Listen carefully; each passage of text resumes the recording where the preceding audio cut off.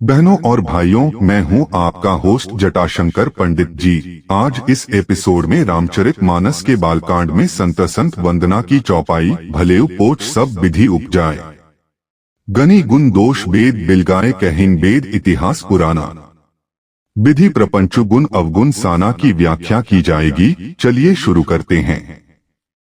सृष्टि का संतुलन, गुण और अवगुण। भगवान ब्रह्मा द्वारा सृष्टि का निर्माण करते समय गुण और अवगुण का समावेश एक महत्वपूर्ण पहलू है। वेदों में यह स्पष्ट रूप से उल्लेखित है कि ब्रह्मा ने सभी वस्तुओं और जीवों को उनके गुणों और अवगुणों के अनुसार अलग अलग स्थान पर रखा। इस प्रक्रिया के दौरान सृष्टि में संतुलन बनाए रखना आवश्यक था, जिससे कि जीवन का प्रवाह सही दिशा में चल सके। उदाहरण के लिए, एक जीव में कुछ गुण हो सकते हैं, जैसे करुणा, प्रेम और समर्पण, जबकि कुछ अवगुण भी हो सकते हैं, जैसे आत्म केंद्रितता, क्रोध और लालच। ये सभी गुण और अवगुण किसी जीव की प्रवृत्तियों को प्रभावित करते हैं, और यह संतुलन सृष्टि के समग्र स्वास्थ्य के लिए आवश्यक है। यदि केवल गुण ही होते तो सृष्टि में परिष्कृतता का अभाव होता। इसी प्रकार केवल अवगुण होने पर समाज में असंतुलन उत्पन्न होता।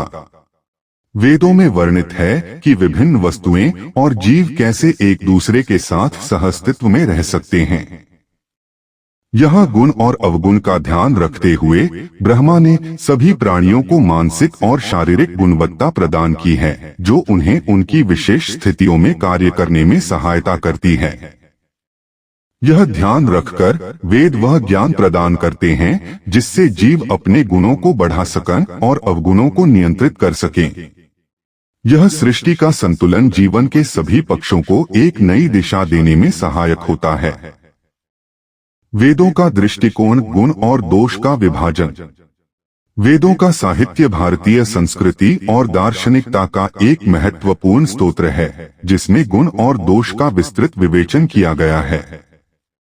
वेद शास्त्रों में मानव जीवन के विकास के लिए आवश्यक गुणों का उल्लेख है।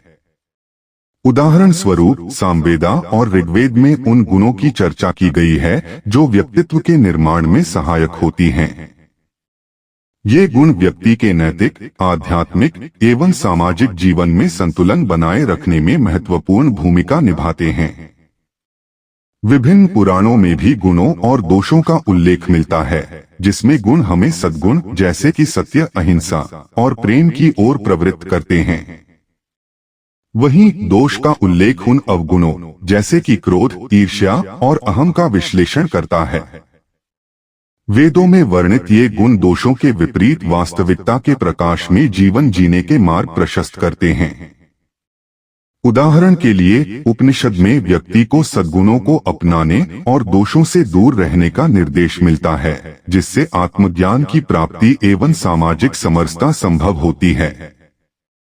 गुण और दोष का यह विभाजन जीवन में सद्भाव और संतुलन बनाए रखने के लिए अत्यंत महत्वपूर्ण है।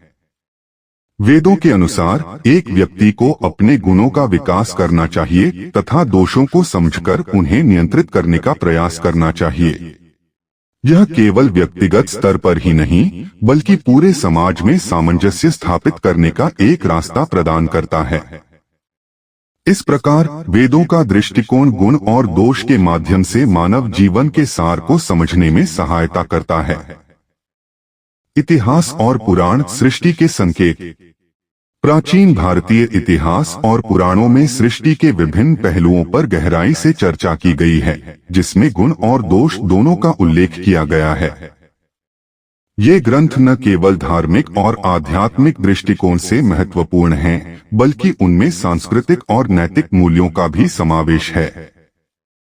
उदाहरण के लिए, पुराणों में सृष्टि के आदिकाल का वर्णन करते हुए यह दर्शाया गया है कि कैसे विभिन्न गुणों का संचार मनुष्य में किया गया ताकि वह एक सुयोग्य जीवन जी सके। वेदों और उपनिषदों में भी गुणों का परिवर्तन और उसके प्रभाव को स्पष्ट रूप से वर्णित किया गया है।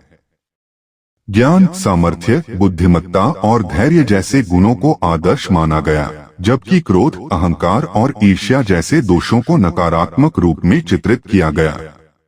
इन ग्रंथों के अध्ययन से हम यह समझते हैं कि गुणों का अनुकरण और दोषों से दूरी बनाना मानव जीवन के लिए कितना आवश्यक है।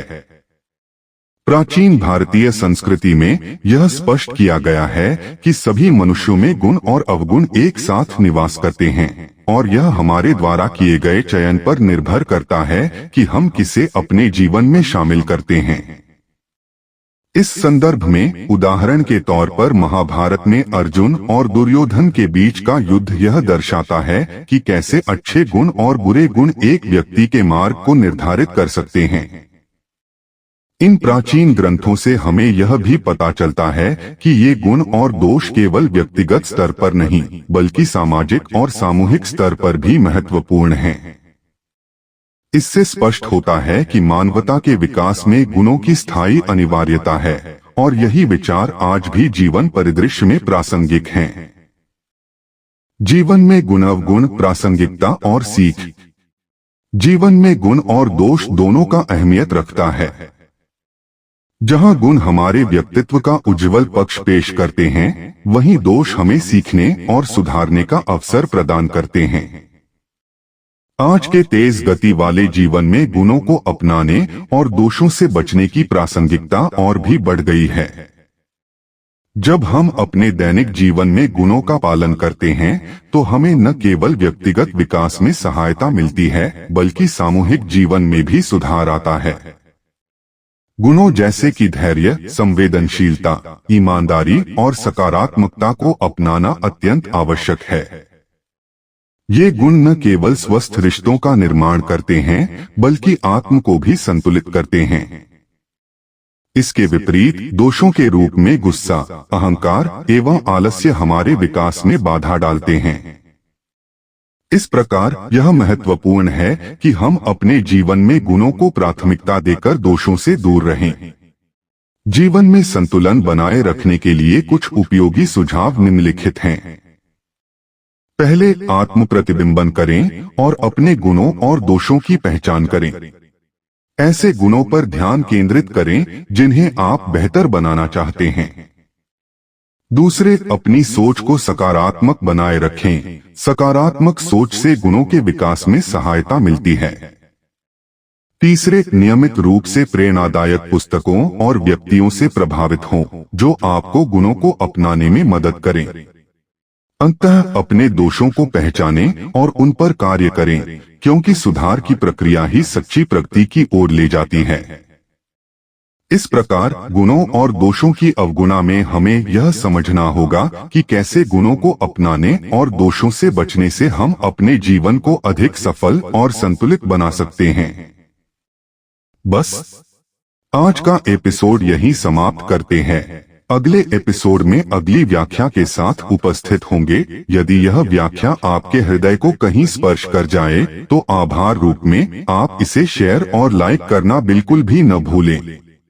इस भगवत कार्य को जन जन तक पहुंचाने में हमारा सहयोग करें। धन्यवाद। इसी आशा के साथ आपसे विदा लेता हूं। जय जय सीताराम।